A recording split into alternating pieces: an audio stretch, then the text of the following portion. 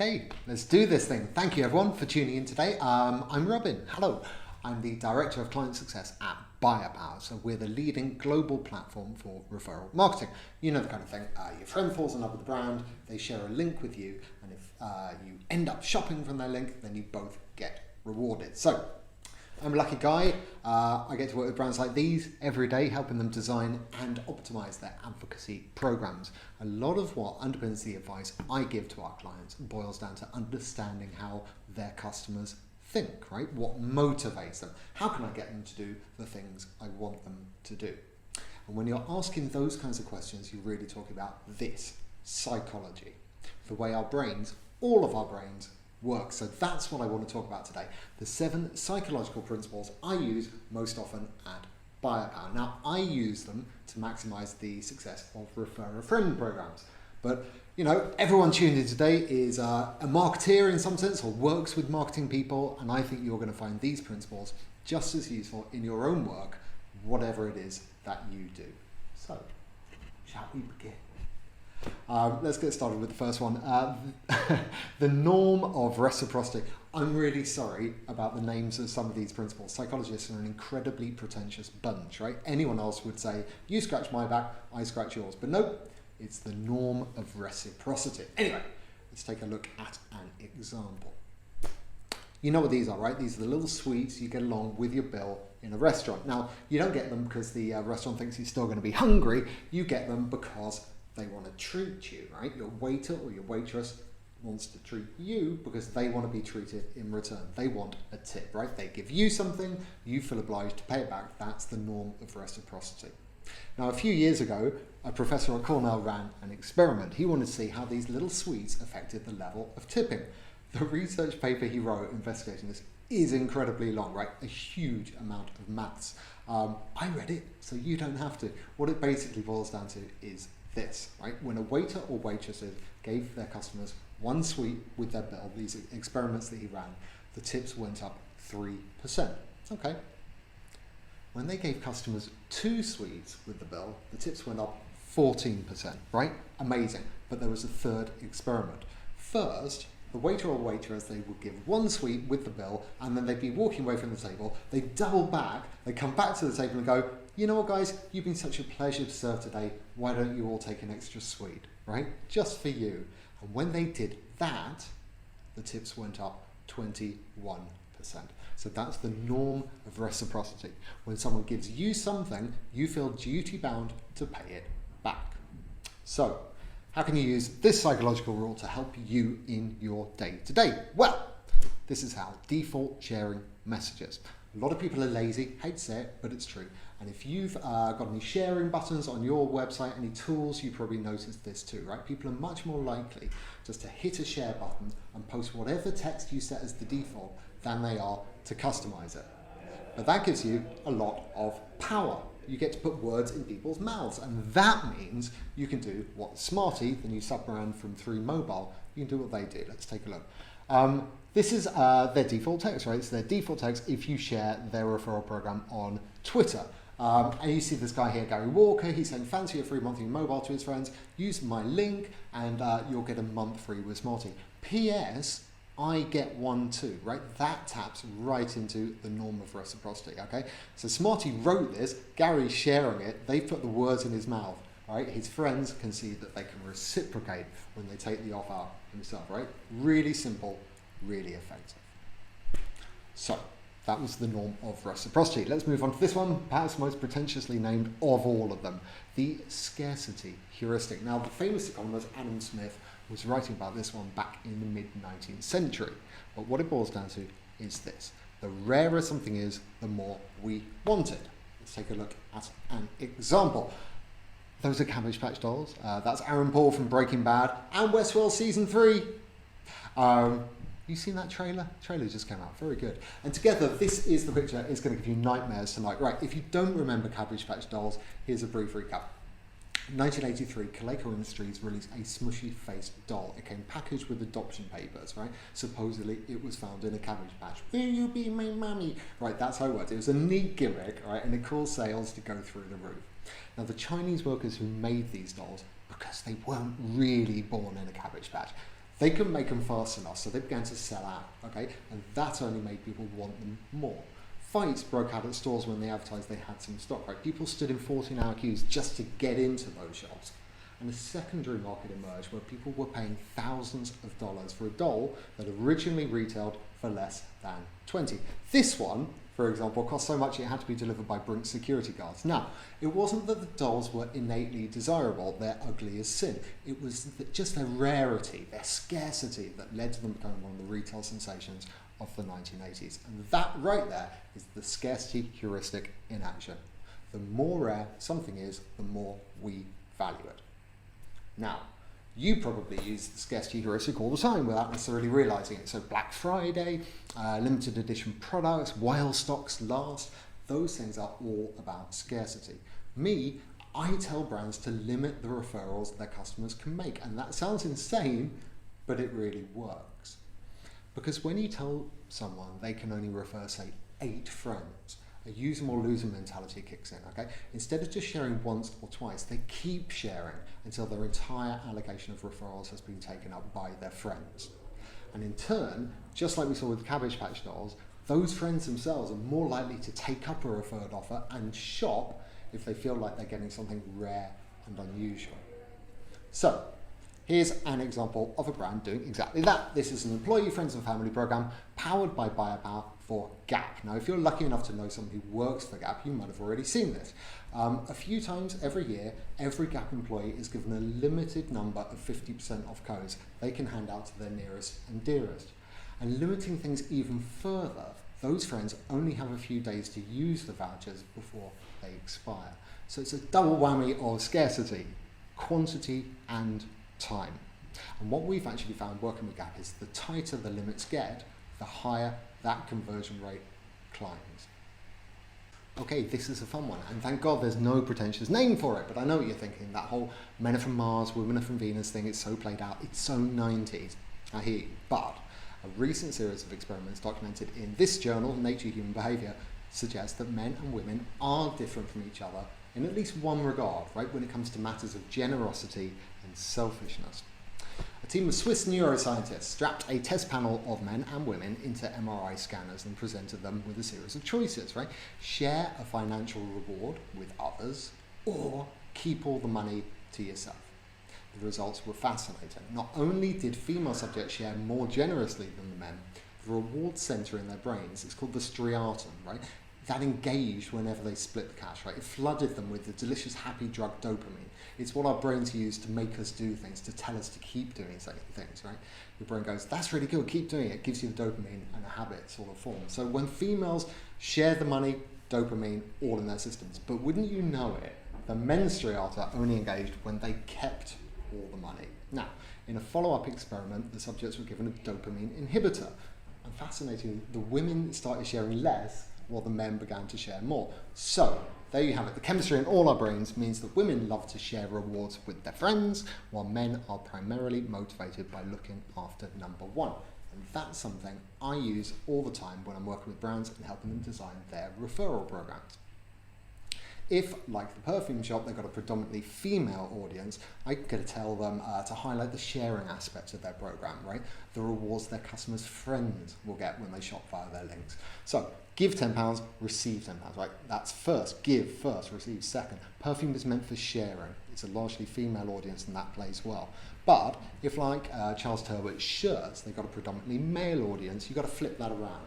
You've got to highlight what's in it for the customer, the reward they'll get themselves when their friends shop. Because scientifically speaking, according to all the data, men are pigs. Moving on, the getting used to it phenomenon. I think the psychology people took the day off when it came to naming this one, but it's very significant. Pop quiz time. You all got access to the chat there. Do you want to take a quick guess at what we're looking at here? I'll give you a second. Give you a second to guess who these guys are. Okay, time's up. These are, you'll never get it, these are all of Pavlov's dogs. Yeah, there wasn't just one. There were lots and lots and lots of doggies. So, I'm sure you all know Ivan Pavlov's famous experiment. He'd give one of his dogs a treat every time he rang the bell, right? Ding, ding, ding, ding, ding, treat. Ding, ding, ding, ding, treat. Ding, ding, ding, treat. And before long, right? The dog would just start drooling whenever he heard the bell, whether or not they also got a treat. Hey presto, Pavlov had identified the psychological concept of conditioned responses. Now, maybe Pavlov was too busy mopping up dog drool from the floor to keep his experiment going, but what he didn't realise is if you keep stimulating these conditioned responses, eventually they start to wear off, thanks to a process called habituation. Basically, the brain gets bored. Now, this was discovered by an American behavioural psychologist called Richard Thompson. His experiment into habituation didn't feature dogs like Pavlov's, it featured cats. And it didn't feature ringing bells, it featured electric shocks. So I'm not going to show you that one. But Thompson made another discovery as well, dishabituation, right? You could undo the effect of habituation by shocking the system back into caring with a brand new stimulus. Basically, by introducing something new, you reset the brain and those Pavlovian responses can kick back in.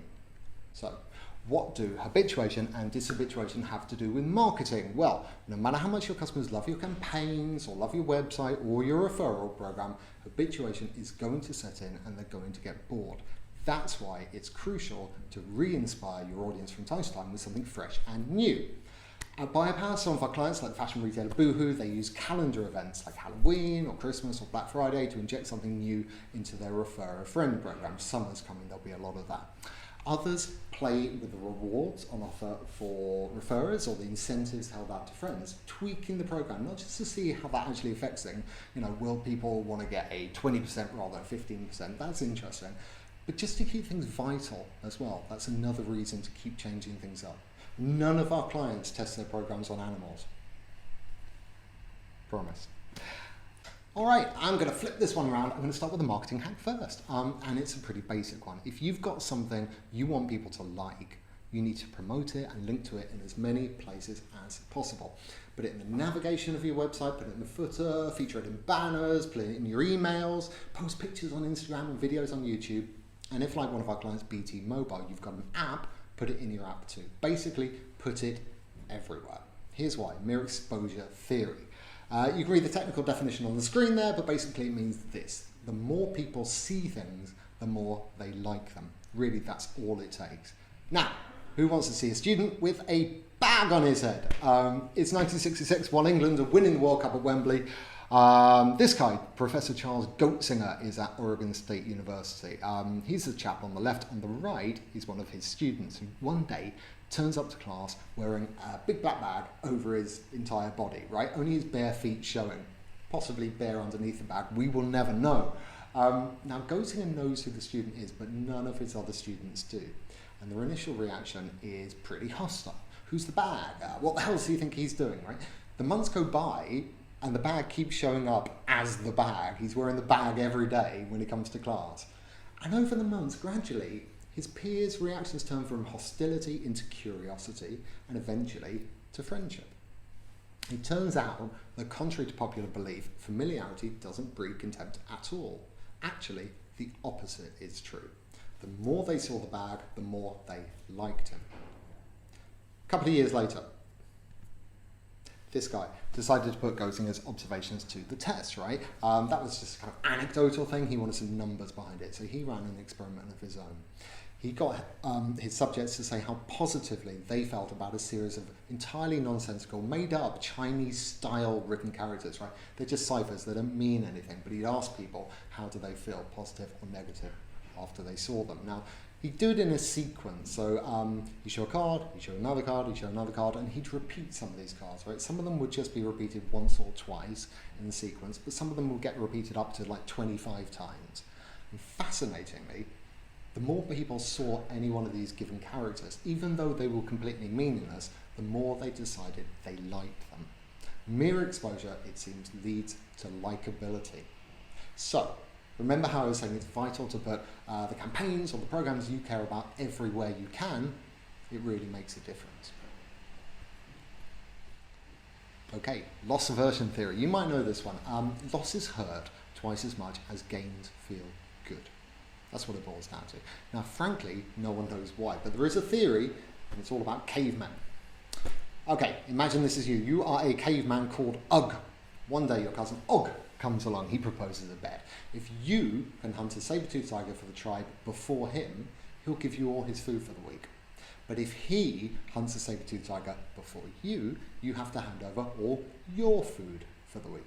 So what do? Well, obviously you turn him down flat. No way, terrible deal, because, well, winning sounds magnificent, losing basically means death.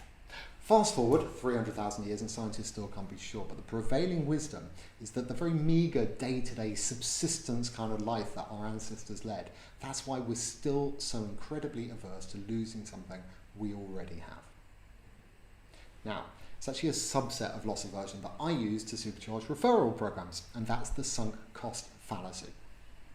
That's the drive we all have to protect the time or the money or the effort we've invested in something, even if quitting may objectively be a more practical thing to do. Sunk cost is the secret behind staggered rewards and tiered rewards, prizes that aren't offered for every single individual referral, but instead kick in once referrers get a larger number of their friends shopping. And it's what happens in between rewards that I find really fascinating with these, right? So take this program from Protein World. They offer staggered rewards for every second referral. So you'll get a reward after your first one, but then you won't get a reward, but you'll get one on your third, you won't get one on your fourth, you'll get one on your fifth referral, and it keeps going like that. Let's take a look at an example. So Carla has achieved 2 referrals, right? But she won't see any value from her latest referral until she gets a third friend shopping. Because she's basically still a caveman like the rest of us, Carla is terrified of losing the progress she's already made. And instead, she's going to pull out all the stops to hit that next tier and convert her effort into a reward. Now, at BioPower, our research shows that when tiered or staggered rewards like this are offered, the final qualifying referral is generally achieved 3 times quicker than the previous ones.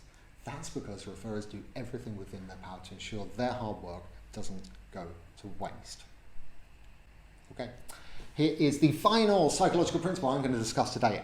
The idea that people respond more and actually try harder simply because other people are doing the same thing. It's called the social facilitation effect. Now, this one actually dates back to the first ever experiment in psychology. Way back in 1898, Indiana University, a guy called Norman Triplett. Now, Norman Triplett, he was really into his cycling, did a bit of it, watched an awful lot of it, and he noticed that cyclists rode faster when they were following a pacemaker. Seems pretty obvious, but these kind of people, they don't just take obvious. They've got to do experiments to find out why.